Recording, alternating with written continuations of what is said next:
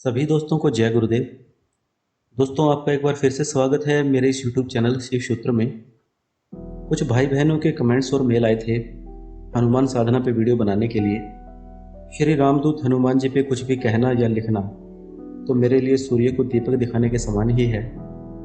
उन कृपालु करुणा निधान के बारे में मैं आप सभी को आखिर बता भी क्या सकता हूँ। हाँ, इतना जरूर है कि जिन्होंने भगवान राम जी के भी कार्य सिद्ध कर दिए, उनके लिए अपने भक्तों को संकटों से उबारना कौन सी बड़ी बात है। बस श्रद्धा से भरकर उनको पुकारने भर की ही तो देरी है। भाई, जिन्हें कहा ही संकट मोचन जाता है, उनके सामने फिर संकट ठहर ही कहाँ सकते हैं।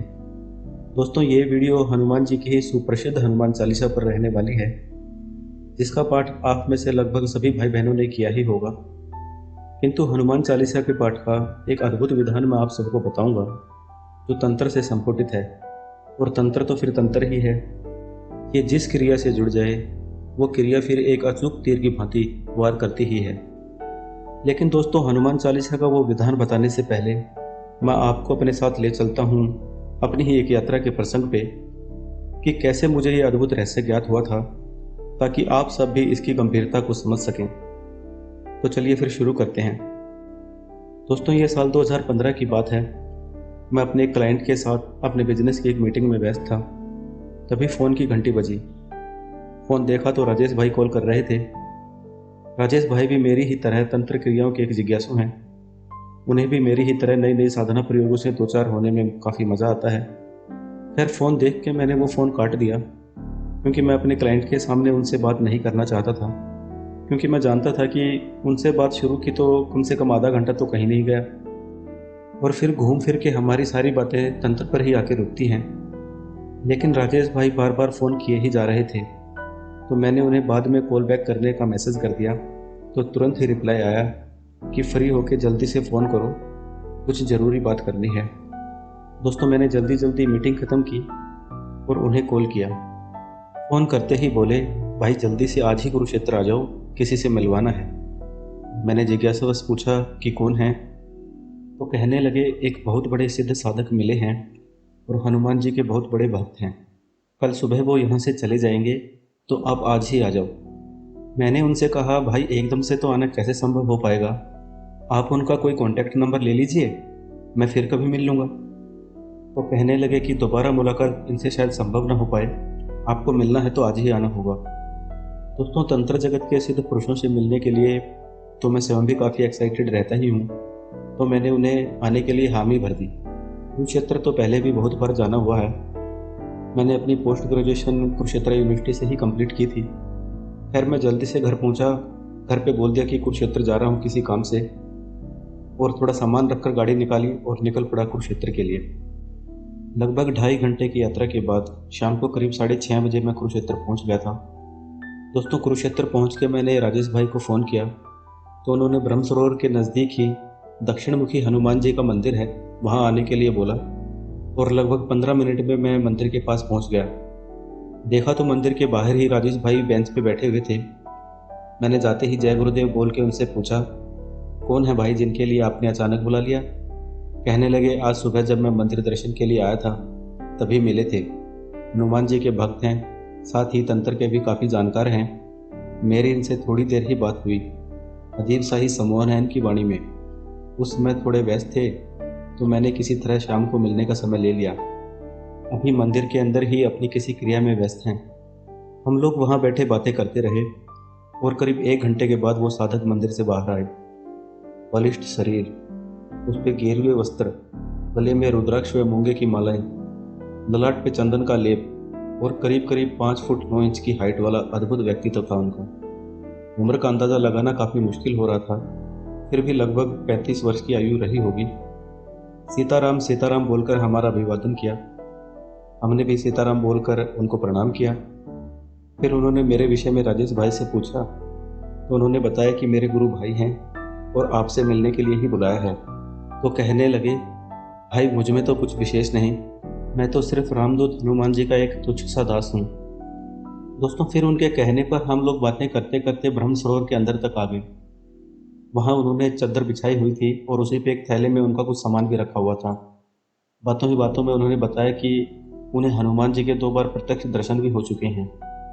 साधना प्रयोगों की चर्चा चलने पर उन्होंने बताया कि मेरा जीवन तो मात्र हनुमान साधना के लिए ही समर्पित है, किसी और साधना से मुझे कोई प्रयोजन नहीं है।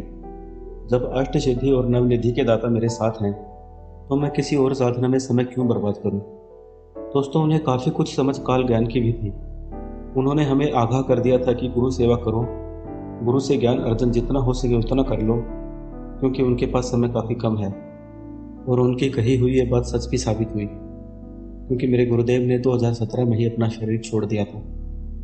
फिर बातों ही बातों में मैंने उनसे पूछा, आप पे तो हनुमान जी की इतनी कृपा है, हमें भी कुछ बताइए जिससे हम भी उनका कुछ आशीर्वाद प्राप्त कर सकें। कहने लगे, हनुमान जी के साधना प्रयोग तो बहुत हैं, लेकिन उनसे जो प्रेम होना चाहिए वो अब लोगों में नहीं रह गया है, वरना मात्र हनुमान चालीसा का पाठ करने भर से वो सब समस्याओं से छुटकारा दिला देने में सक्षम है। मैंने कहा, हनुमान चालीसा वैसे तो बहुत प्रभावशाली है, किंतु फिर भी किन्हीं कारणों से उसका वो प्रभाव लोगों को नहीं मिल पा रहा है जो कि मिलना चाहिए। तो बोले, इसका जवाब तो स्वयं हनुमान चालीसा में ही है। जो शतवार पाठ कर कोई, छूटहि बंदी महासुख होई। जो 100 बार हनुमान चालीसा का पाठ कर लेता है, वह सभी बंधनों से मुक्त होता है तथा महासुख को प्राप्त कर लेता है। लेकिन यह सहज ही संभव नहीं होता।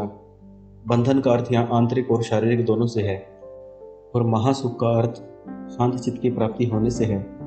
फिर बोले, लेकिन किसी भी स्थिति की प्राप्ति के लिए एक निश्चित प्रक्रिया को अपनाना अनिवार्य होता है, क्योंकि एक निश्चित प्रक्रिया ही एक निश्चित परिणाम की प्राप्ति संभव करा सकती है। और फिर हमारे आग्रह पर उन्होंने वो प्रक्रिया भी हमें समझाई, जो कि राजेश भाई ने अपनी डायरी में भी नोट कर ली थी। चलिए, अब आप सब भाई बहनों को भी मैं उस प्रक्रिया से परिचित करा दूं, ताकि आप भी करके लाभ उठा सकें और हनुमान चालीसा को लेकर आप लोगों के मन में जो संशय भरे सवाल उठते हैं उन पे पूर्ण विराम लग सके। दोस्तों, इस प्रक्रिया से संबंधित कुछ जरूरी तथ्य हैं, पहले उन पर चर्चा कर लेते हैं। हनुमान चालीसा से संबंधित यह प्रयोग सकाम और निष्काम दोनों रूप से होता है, इसलिए साधक को अनुष्ठान करने से पूर्व अपनी कामना का संकल्प लेना आवश्यक है। अगर कोई विशेष इच्छा के लिए प्रयोग किया जा रहा हो तो साधक को संकल्प लेना ही चाहिए कि मैं अमुक नाम का साधक यह प्रयोग अपने अमुक कार्य के लिए कर रहा हूँ। हनुमान जी मुझे सफलता के लिए शक्ति तथा आशीर्वाद प्रदान करें।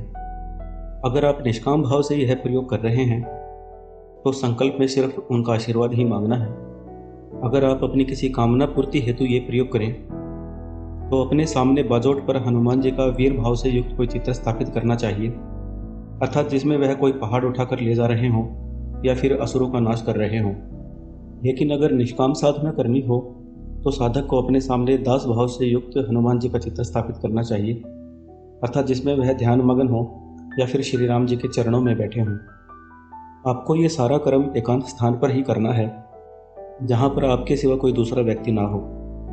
दोस्तों, ये प्रयोग संपन्न करने से एक दिन पहले और प्रयोग संपन्न होने के एक दिन बाद तक, यानी कि कुल 3 दिन आपको ब्रह्मचर्य का पालन करना है।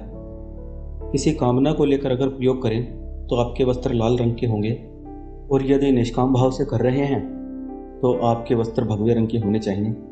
प्रयोग के समय आपका मुख उत्तर दिशा की तरफ होना चाहिए, और भोग के लिए आपको गुड़ तथा उबले हुए चने अर्पित करने हैं।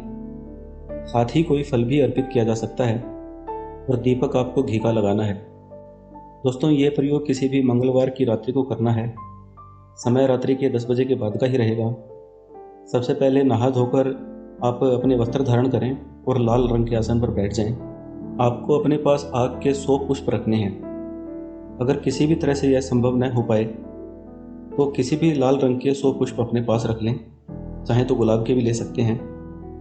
अपने सामने किसी बाजोट पर लाल वस्त्र बिछाकर उस पर हनुमान जी का विग्रह स्थापित करें, या जो भी चित्र उनका आपके पास हो वो आप रख लें। उसके बाद आपको दीपक जलाना है।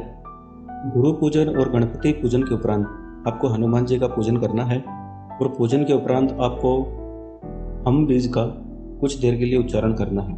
हम हम हम हम। इस प्रकार से लगभग 2 मिनट तक आपको उच्चारण करते रहना है। फिर अनुलोम विलोम प्राणायाम करना है। प्राणायाम के बाद आपको हाथ में जल लेकर अपनी मनोकामना पूर्ति का संकल्प लेना है, और इसके बाद राम रक्षा स्तोत्र या फिर राम रामाय नमः इस मंत्र का जप करना है। लगभग 108 बार जप करने के पश्चात आपको अपनी तीनों नाड़ियों इड़ा, पिंगला तथा सुषुम्ना में हनुमान जी को स्थापित मानकर उनका ध्यान करना है और फिर हनुमान चालीसा का पाठ शुरू कर देना है। आपको उसी रात्रि में 100 बार पाठ करना है और हर एक पाठ पूर्ण होने पर एक पुष्प हनुमान जी के चित्र पर समर्पित कर देना है। इस प्रकार 100 पाठ पूरे होने पर 100 पुष्प आपको हनुमान जी के विग्रह पर या चित्र पर समर्पित करने हैं। दोस्तों, 100 पाठ पूरे होने पर आपको फिर से थोड़ी देर के लिए हम बीज का उच्चारण करना है, लगभग 2 मिनट के लिए, और फिर अपने जप को हनुमान जी के चरणों में समर्पित कर देना है और फिर उन्हें प्रणाम करके आप आसन से उठ जाएं। अब दूसरे दिन वो सारे पुष्प ले जाकर किसी बहते पानी में आपको प्रवाहित कर देने हैं। दोस्तों, इस प्रकार आपका ये हनुमान चालीसा का प्रयोग पूर्ण होगा और प्रयोग के पश्चात ये विधान आपको स्वयं ही बता देगा कि हनुमान चालीसा आज भी पूरी तरह से प्रमाणिक है और इसको पढ़ने से हनुमान जी का आशीर्वाद मिलता ही है। उन हनुमान जी के साधक ने 2 प्रयोग और हमें बताए थे, जिनमें से एक बल प्राप्ति का प्रयोग था, वह दूसरा था हनुमान चुटकी प्रयोग, जिसका प्रयोग करने से आप किसी भी मुश्किल के वक्त में उससे छुटकारा पा सकते हैं। दोस्तों, इन प्रयोगों का विधान भी मैं आगे कभी आपको शेयर कर दूंगा। तब तक आप चैनल को सब्सक्राइब जरूर कर लें और अगर जानकारी पसंद आई हो तो लाइक और शेयर भी जरूर करें। तो जल्द ही मिलूंगा नेक्स्ट वीडियो में तंत्र जगत की और भी नए रहस्यों का खुलासा करने के लिए। तब तक के लिए जय गुरुदेव।